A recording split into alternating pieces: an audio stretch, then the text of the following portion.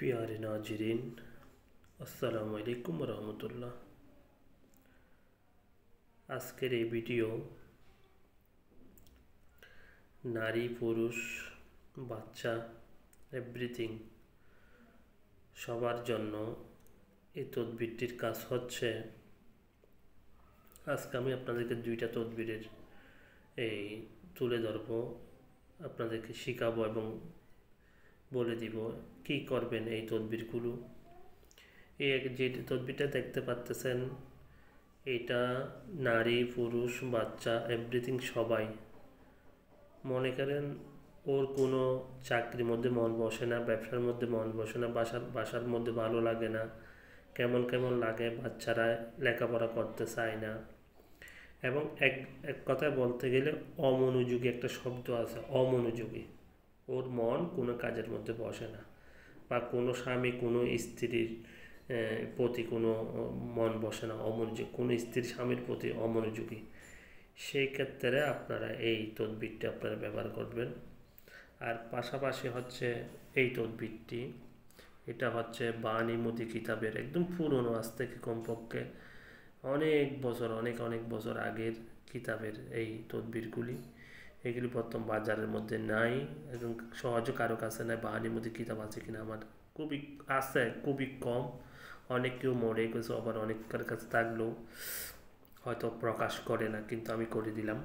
তো এটা হচ্ছে আয় উন্নতির জন্য। আর এই তদবিরটি হচ্ছে অমনোযোগী। সো এটা ভোজপত্রের মধ্যে মেশক জাফরান দিয়ে যে কোনো শুভ দিন, বৃহস্পতিবার সকালে, শুক্রবার সকালে, সোমবার বিকেলে, এইরকম একটা সময়ের মধ্যে, ভালো সময়ের মধ্যে আপনি মেশক জাফরান দিয়ে এই ভোজপত্রের উপর আপনি এই তাবিজটা লিখবেন।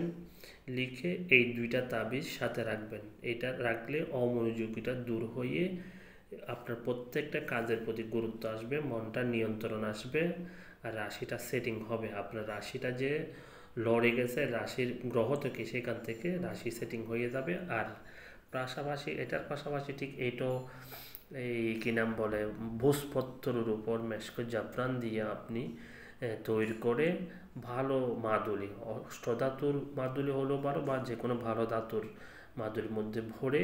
আর এই কাজটি করার সময় অবশ্যই আপনি পশ্চিম দিক ফিরে বসবেন এবং পাঁচ পাঞ্চতনের সম্মানতে 5টা ধূপকাঠি জ্বালাই জায়নামাজের উপর বসে পাক পবিত্র হয়ে গা বন করে তারপর আপনি এটা লিখবেন। এরপরে লেখার পরে শেষ হয়ে গেলে আপনি মনে করেন এটার উপর কিছুক্ষণ ধোঁয়া দিলেন, এরপরে আপনি মনের উদ্দেশ্য খেয়াল করে আপনি এটা ব্যবহার করবেন। দেখবেন অটোমেটিকলি মানে আপনার বুঝে আসবে না যে মানে এটা কীভাবে সেটিং হয়ে গেল।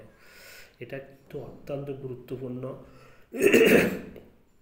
আমরা যে অনেক সময় মানুষকে রাসমোহনী দিই, তার মধ্যে রাসমোহনীর মধ্যে এটা এক প্রকারের একটা রাসমোহনী। কারণ একটা রাসমোহনী করতে গেলে কমপক্ষে 40, 50, 60টা 70টার মতো তদবির মিলায় একটা রাসমণি তৈরি করতে হয়। তার মধ্যে মনে করেন এটা একটি আপনারা করলে উপকার পাবেন।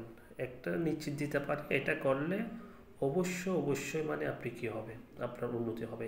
এইটা যেটা ব্যবহার করেন, দেখবেন আপনার চাকরি না থাকলে চাকরি হবে, ব্যবসা না থাকলে ব্যবসার উন্নতি বাড়বে, যে কোনো কাজকর্ম, যে কোনো কিছুর মধ্যে আয় উন্নতি হবে, বন্ধু বান্ধবের সাথে সম্পর্ক ভালো হবে। এই দুইটা জিনিস আপনারা ব্যবহার করবেন। আর যে কোনো বিষয় নিয়ে পরামর্শের জন্য যোগাযোগ করতে পারেন। পরামর্শের জন্য আমার এই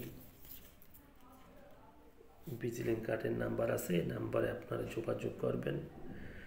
এবং নতুন করে আমি একটা চেম্বার,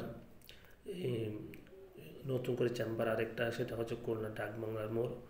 ওখানেও আশেপাশে যারা আছেন আসতে পারেন, এবং আশেপাশে যশোর, মাগুরা আশেপাশে যারা আছে তারা ওখানে আসতে পারবেন।